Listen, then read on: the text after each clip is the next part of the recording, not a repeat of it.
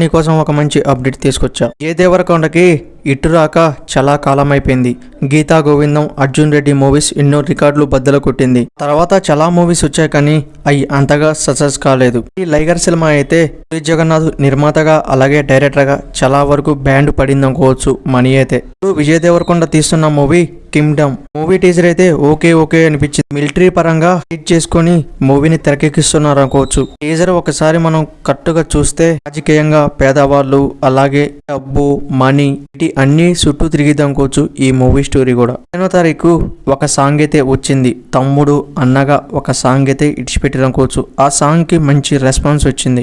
దేవరకొండకి ఇప్పటికి ఇట్టు రాక 3 ఏళ్ళు పట్టింది. మరి ఈ మూవీతో అన్న పెద్ద కంబ్యాక్ చేస్తా. ఈ డైరెక్టర్ ఇప్పటికే 2 మూవీస్ తీశాడు. ఒకటి జెర్సీ, మళ్ళీ రావా. 2 మూవీస్ కూడా మంచి సక్సెస్ వచ్చినాయి. ఇప్పుడు విజయ్ దేవరకొండకి మళ్ళీ మూవీ అయితే ఇస్తాడు అనుకోవచ్చు. Black poster. విజయ్ దేవరకొండ గారు రెమ్యునరేషన్ 30 కోట్ల వరకు తీసుకుంటాడని మనకి టాక్ వస్తుంది. యాప్ అయితే ఖచ్చితంగా మళ్ళీ రిటర్న్ ఇవ్వాల్సి వస్తుంది అనుకోవచ్చు సగం బడ. మీరేమనుకుంటారు?